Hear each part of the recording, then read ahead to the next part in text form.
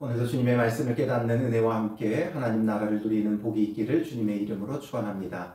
예수님은 우리를 위해 십자가에 죽으셨고 또한 3일 만에 부활하시면서 잠자는 자들의 첫 열매가 되어 주셨고 또한 부활이 무엇인지를 우리에게 알리시고 또 우리로 하여금 참된 부활의 소망을 가지며 살아갈 수 있도록 하셨습니다. 예수 그리스도의 부활은 우리에게 있어서 너무나 중요한 사건이죠. 그런데 우리가 가만히 생각해 보면 예수님의 그 부활이 십자가의 죽으심과 부활하심이 어떨 때 보면 우리에게는 너무나 익숙해져 버린 성경의 이야기가 되고 교리가 되어버릴 때가 너무나도 많이 있습니다. 부활이 정말 우리 안에 실제가 되고 소망이 되어진다면 우리는 죽음에 대해서 전혀 걱정하거나 염려할 게 없어요. 가장 우리의 두려움의 근원이 되는 건 죽음이지요. 그런데 죽음이 두렵지 않다는 것은 결국 그 어떤 것도 이 세상에 겁내거나 염려하거나 두려워할 게 없는 거죠.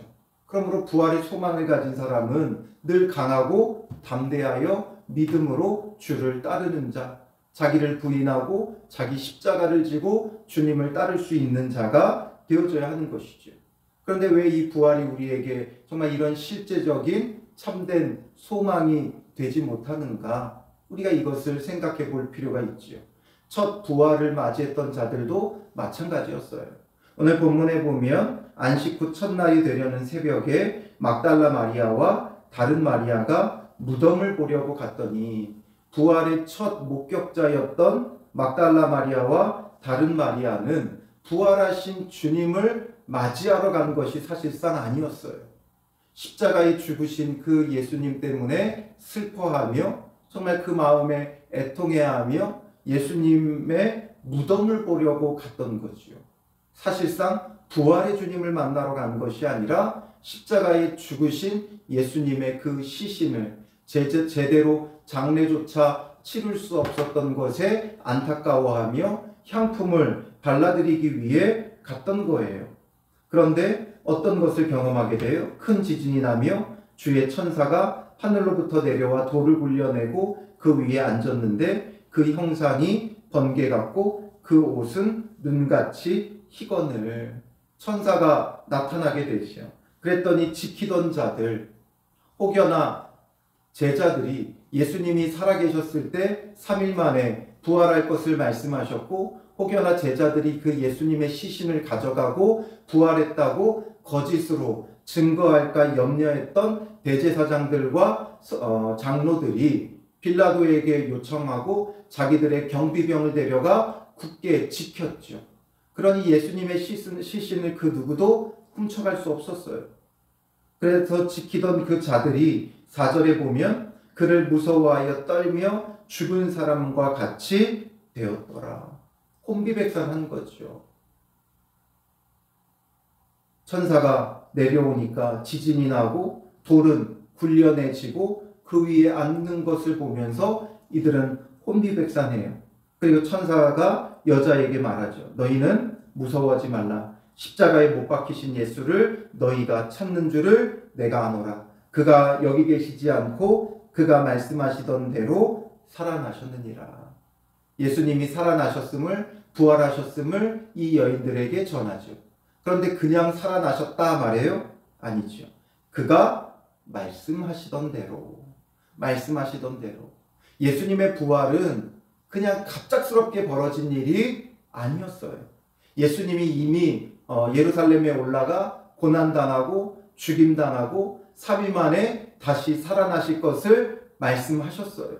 그러므로 그 말씀하시던 대로 고난당하셨고 십자가에 죽으셨어요. 그렇다면 예수님의 십자가의 죽으심을 경험했던 그들은 무엇을 이제 기다리면 돼요? 남은 부활을 기다리면 돼요. 말씀하시던 대로 모든 것이 척척 진행되어져 왔죠. 이 사건뿐만 아니라 구약의 예언대로 구약의 그 예언의 말씀대로 예수님께서 이 땅에 오셨고 그 예언의 성취자임을 계속해서 보여주셨어요. 그리고 말씀하시던 대로 고난당하고 죽임당하셨어요. 그러면 남은 건 무엇밖에 없어요? 다시 살아나는 거지요. 그런데 그 누구도 그 말씀대로 기다렸던 자는 없었던 거죠. 그냥 되어진 일 아니에요. 어느 날 갑자기 벌어진 일 아니에요.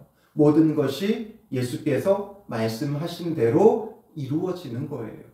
그렇다면 우리가 주님의 말씀을 늘 기억하고 묵상하고 붙잡고 있다면 말씀하신 대로 되어져요. 그러므로 우리 안에 염려할 게 없죠. 예수님이 말씀하신 대로 모든 것이 이루어져요. 우리는 한 치 앞도 알 수 없는 내일 때문에 늘 불안해하고 두려워하고 염려하죠. 그러니 말씀대로 되어짐을 우리가 굳게 믿고 확신하며 늘 주님의 말씀을 붙잡고 있으면 우리는 주와 함께 죽게 되면 주와 함께 다시 사는 자들이 되어지는 것이고, 분명 약속하신 대로 또한 무엇도 있어요? 예수 그리스도의 재림이 있고 하나님 나라가 이 땅 가운데 이루어질 것도 있어요. 그 가운데 예수 그리스도를 믿는 자는 생명의 부활로 예수 그리스도를 맞이하며 하나님 나라를 기업으로 유업으로 받게 되는 거죠. 그러나 믿지 않았던 자들은 심판의 부활을 얻게 되고, 그리고 부활한 그들은 심판으로 영원한 형벌을 받게 되어지는 거예요.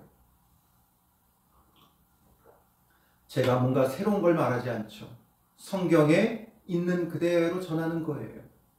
그런 주님의 말씀대로 되어질 것을 우리가 믿고 소망하며 살아가야 하는 것이죠. 그래서 천사가 말하죠. 와서 그가 누우셨던 것을 보라.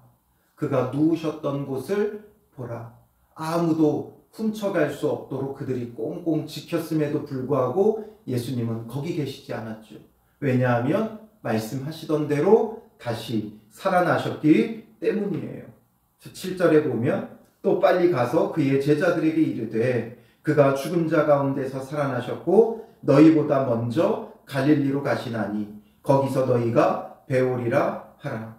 보라, 내가 너희에게 일렀느니라 하거늘. 이제 그 부활의 첫 목격자인 그들에게 이 천사는 무엇을 말해요? 부활의 증인이 되라는 거죠. 그래서 빨리 가서 제자들에게 알리라는 거예요. 그가 죽은 자 가운데서 살아나셨고 너희보다 먼저 갈릴리로 가시나니 거기서 너희가 배우리라. 주께서 먼저 갈릴리로 가셨다는 거예요. 그러니 너희가 거기 가서 갈릴리로 가서 예수를 배울 것이다. 이것도 그냥 말씀하시는 게 아니지요. 뭐라 그래요? 보라, 내가 너희에게 일렀느니라. 예수님께서 그곳에 먼저 가셨다는 것, 그냥 갑자기 제자들에게 전하라는 것이 아니라 앞선 26장 32절에 예수님께서 먼저 말씀하셨던 바예요. 26장 32절에 보면 그러나 내가 살아난 후에 너희보다 먼저 갈릴리로 가리라 말씀하셨죠. 성만찬의 자리에서 예수님께서 살아나실 것이고 그리고 너희보다 먼저 갈릴리로 가리라 말씀하셨어요. 그러므로 말씀하셨던 그대로 지금 부활하셨을 뿐만 아니라 이제 말씀하셨던 그대로 갈릴리로 가시는 거예요. 그러니 갈릴리로 가면 그 예수님을 배울 수 있다. 다 주님이 말씀하셨던 거예요. 그런데 우리가 문제는 뭐냐면 믿지 못한다는 거죠. 왜 믿지 못해요? 인간적으로 접근하니까 믿지 못하죠. 인간적인 생각, 인간적인 방법으로 접근하니까 죽은 자가 다시 살아난다는 것이 이해가 되지 않고 살아나신 후에 갈릴리로 가신다는 것도 그들에게는 믿을 수 없는 거예요.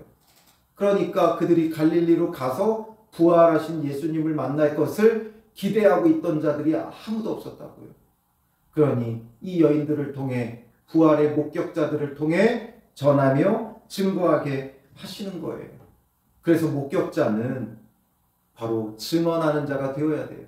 우리는 주님의 증인이 되어 먼저 예수 그리스도의 죽으심과 부활하심을 믿은 우리가 영적으로는 그를 목격한 자가 되었기에 가서 전하며 증거하는 자가 되어줘야 하는 것이죠. 그래서 8절에 그 여자들이 무서움과 큰 기쁨으로 빨리 무덤을 떠나.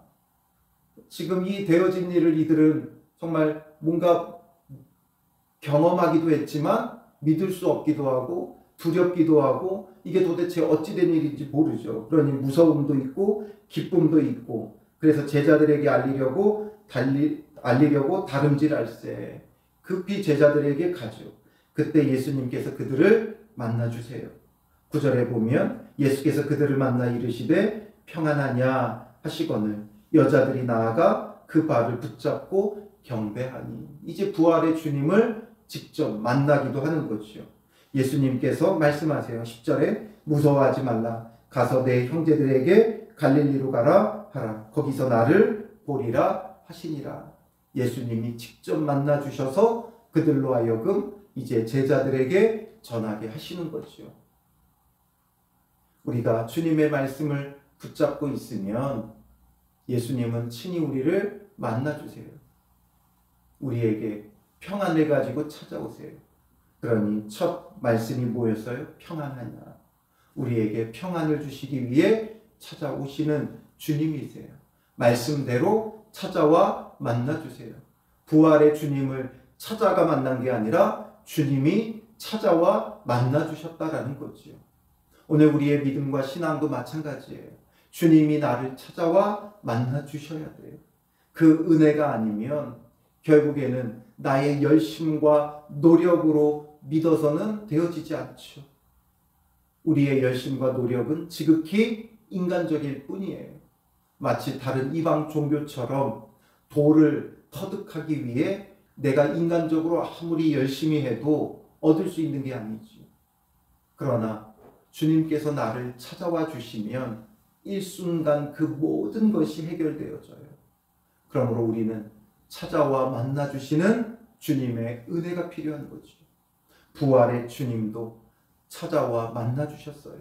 여인들을 찾아와 만나주시고 제자들을 찾아가 만나주셨어요. 그러므로 오늘 우리도 나를 찾아와 만나주시는 부활의 주님이 계시고 또 그 주님을 만남으로 정말 참된 부활의 소망을 가지고 말씀을 기억하며 나를 찾아와 만나주시는 그 주님을 경험할 때 모든 말씀이 우리에게 실제가 되어지는 거죠.